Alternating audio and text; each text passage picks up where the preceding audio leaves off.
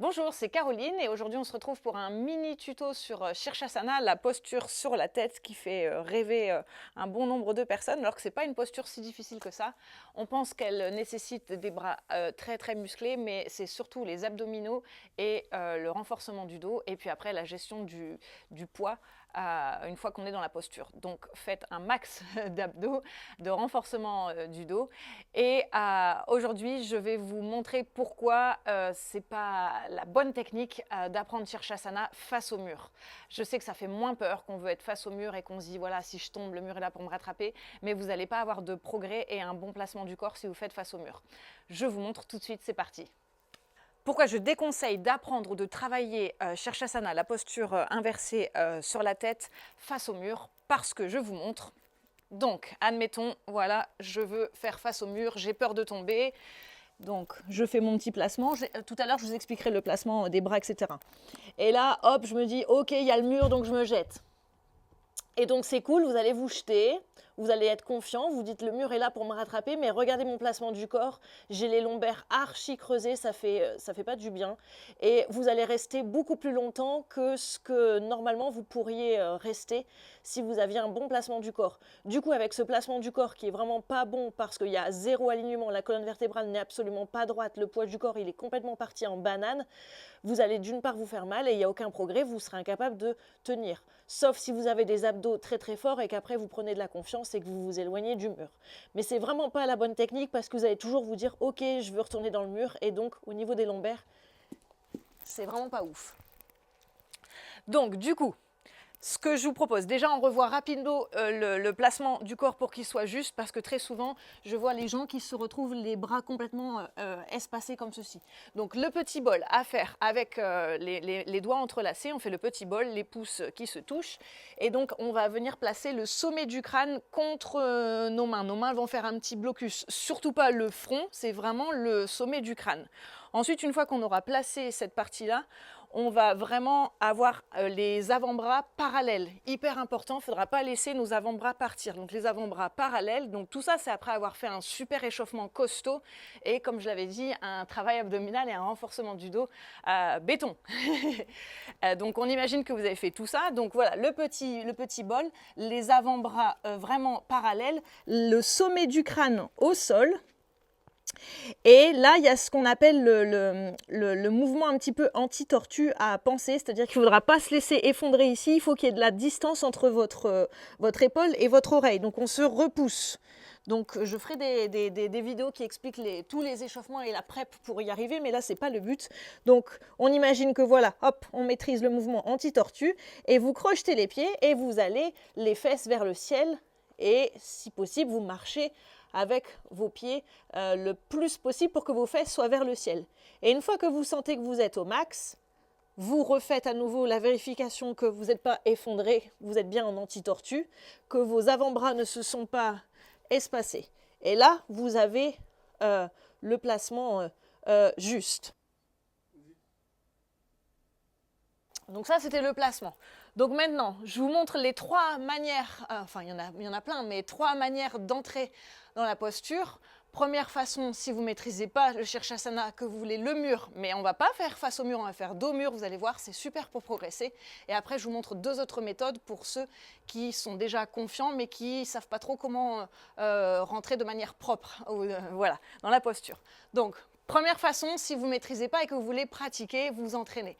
Donc, pour mesurer la distance, ce qui est sympa, c'est de se mettre en Dandasana, les pieds au niveau du mur, les jambes tendues, et on va dire que votre placement des mains sera à peu près au niveau des fesses. Il faudra peut-être ajuster, vous allez le voir. Donc au niveau des fesses, donc hop, on se retourne, on visualise à peu près. Donc moi, c'était là, mes fessiers. Donc je place avec la bonne base, je reconstruis tout. Et là, je vais marcher au mur. Hop, donc je pense que ma distance, elle est assez sympa. Et là, vous marchez, jusqu'à peut-être tendre vos jambes.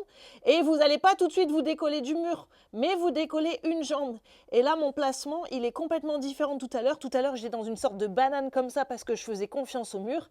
Là, du coup, on est beaucoup plus engagé. On a les abdominaux engagés, les fessiers légèrement engagés. Et donc là, vous pouvez commencer à libérer une jambe et à rester, à voir ce qui se passe. Ensuite, vous switchez. vous voyez ce qui se passe. Évidemment, vous restez dans la durée selon ce que vous pouvez faire. Ensuite, après avoir fait ça quelques fois ou quelques pratiques, après quelques semaines, quelques mois, vous voyez si vous pouvez complètement quitter le mur et joindre les deux jambes. Si c'est pas OK, on peut aussi rester en angle droit. Ça sollicite un peu plus les abdos. Mais si vous voulez par exemple travailler vos grands écarts, je sais que c'est assez sécurisant pour les élèves, enfin les yogis, de se retrouver ici. Donc on reste dans une sorte d'angle droit et on laisse partir une jambe. Là, je crois que je suis trop près du mur, par exemple. Mais c'est un peu l'idée. Vous voyez, c'est peut-être un peu plus rassurant. Donc voilà, ça c'est le truc d'être dos au mur. Et ensuite, vous redescendez, clouc, clouc, clouc, sans danger, vous ne vous rejetez pas en arrière dans une roue. Deuxième façon, si vous êtes, voilà, si cette étape-là, vous la maîtrisez et que vous avez du coup les deux jambes qui se sont décollées du mur et que vous sentez que vous tenez, mais vous faites encore dos au mur pour être rassuré entre guillemets. Ça veut dire que je pense que vous êtes prêt si vous tenez les deux jambes décollées du mur. Donc, comment on fait pour y rentrer de manière propre ? Donc, on reconstruit notre base, les avant-bras au sol parallèles, bien solides, le sommet du crâne sur le tapis, le petit bol avec nos mains qui pousse l'arrière, enfin qui soutient l'arrière de la tête, on crochette les pieds et on est dans une sorte de chien tête en bas et on marche vers l'avant, le plus près possible nos pieds de nous, de manière à ce qu'on sente que notre colonne vertébrale soit droite et que nos... donc perpendiculaire au sol, et que nos fessiers soient également pointés vers le ciel. Une fois que vous êtes ici, que vous sentez que vous êtes bien dans l'alignement, vous pouvez un à un amener les genoux à la poitrine. Et voilà, vous y êtes. À la place de un par un, on peut aussi, si vous préférez ou si vous le sentez, essayer d'amener les deux à la poitrine. Donc c'est le même principe. Hop, on engage bien les abdominaux et les deux genoux à la poitrine. Vous pouvez rester là, déjà pour, n'oubliez pas le cou anti-tortue. Ensuite, vous pouvez monter un peu plus, tout en gardant l'engagement. Et ensuite, si vous le sentez, vous avez fait le plus gros du travail en fait ici. Donc là, après, les jambes à la verticale, c'est tout... c'est pas le plus dur de les monter. Le plus dur, c'était le petit passage des genoux rapprochés à la poitrine. Et pour la descente, hop, on remet les genoux à la poitrine et vous pouvez redescendre. Je vous montre une autre manière, après il y en a d'autres, mais je vous montre une autre manière et ensuite je vous parlerai de la durée, combien de temps on peut rester dans le Shirshasana. Donc, si vous avez une bonne flexion vers l'avant, une bonne souplesse, et que vous êtes à l'aise dans votre Prasarita Padottanasana, c'est-à-dire la posture ici. Il faut, c'est-à-dire que si vous voulez tester cette troisième variante, je m'adresse à ceux qui ont la possibilité d'avoir les avant-bras au sol. Donc, il faut travailler la flexion vers l'avant. Donc, si vous avez cette bonne flexion vers le sol, après avoir fait encore une fois tout un échauffement, hein, surtout, eh bien, en fait, on construit la même base ici à partir de Prasarita Padottanasana. On construit sa petite base, les avant-bras bien rapprochés. Et à l'inspire, on envoie légèrement du coup le poids vers l'arrière et on laisse nos petits pieds se décoller. Pareil, ça peut faire un peu moins peur parce que du coup les jambes, elles sont plus basses.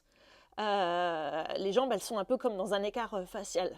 Donc on peut rester là. On peut même sur l'expire redescendre, hein, ou alors ensuite après vous y allez dans votre Shirshasana. Donc voilà, ça c'est une manière. Hop, et on peut reprendre la descente du coup dans Prasarita Padottanasana. Pour combien de temps on reste dans Shirshasana? Donc quand on est débutant, au début quelques secondes, ça fait déjà un effet waouh. Surtout à ne pas faire la posture en cas d'hypertension ou d'opération dans les yeux récemment. Vérifiez bien les contre-indications, ne pas vous lancer dans la posture si vous ne pouvez pas le faire. Mais donc voilà, au départ ça va être quelques secondes et puis après quand vous serez à l'aise, peut-être 1 minute et 2 minutes après, ce serait bien de viser peut-être les 2 minutes quand vous serez vraiment confiant après quelques mois ou quelques années de pratique. Et avant de vous quitter, je vous montre pour vous motiver à bosser Shirshasana, à pratiquer Shirshasana, je vous montre les variantes que vous pouvez faire avec vos jambes. Enfin, quelques variantes. Il y en a que je ne maîtrise pas. Par exemple, on peut faire le lotus. Moi, je ne maîtrise pas, mais quelques petites choses que vous pouvez faire avec vos jambes une fois que vous êtes dans la posture. Donc, que ce soit l'entrée classique ou l'entrée par Prasarita.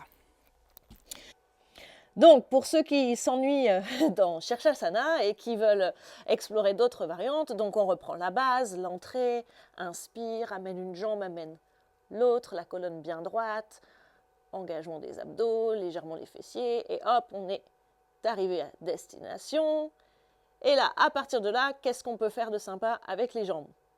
Ben, on peut, comme j'expliquais au niveau du mur, on peut travailler ces écarts. Donc, aller partir dans les écarts en prenant son temps. Voilà, hop, hop, hop, on laisse les jambes s'ouvrir, on y reste quelques instants. Et puis, lentement, en contrôlant, vraiment en engageant les abdominaux, de toute façon, il n'y a pas le choix. Vous faites l'autre. Ensuite, vous faites le facial. Je ne vais pas le remontrer, je l'ai fait tout à l'heure. Ensuite, on peut prendre les jambes de Garudasana, les jambes de l'aigle. Hop. Il y a un côté très esthétique en plus dans la posture. Et puis l'autre côté. Voilà, les jambes de Garudasana. Ensuite, vous pouvez aller chercher, pourquoi pas, un demi-lotus. Moi, j'avoue que je le fais pas beaucoup, mais c'est possible. Allez chercher, si vous avez le potentiel, le lotus complet. C'est ce que je vous ai expliqué, moi, j'ai besoin des mains. Donc, du coup, là, ça va être compliqué si j'ai besoin des mains. Baddha Konasana, les plantes de pied l'une contre l'autre.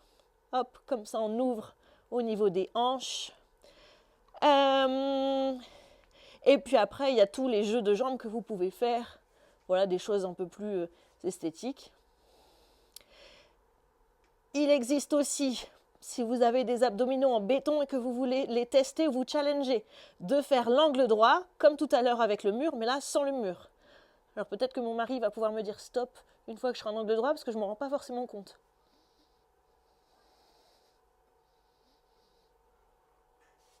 Oui, non? Voilà. Attention, si cervical sensible, il faut vraiment faire attention au niveau de la gestion du poids. Et il existe aussi, si vous vous ennuyez, d'aller chercher Shirshasana en torsion. Donc on ouvre un petit peu les jambes dans la diagonale et on va mettre en torsion. Oh là! Voilà. Peut-être même laisser les jambes s'écarter un peu plus et d'aller chercher la torsion de l'autre côté.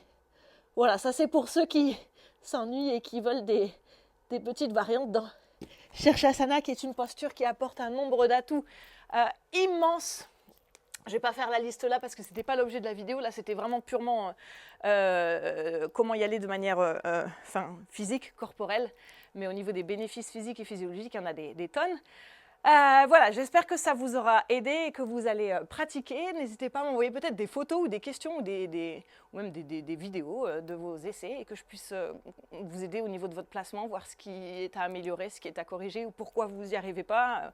Voilà, il y a forcément un petit truc et peut-être que je peux vous aider. N'oubliez pas de vous abonner à la chaîne et je vous dis à bientôt.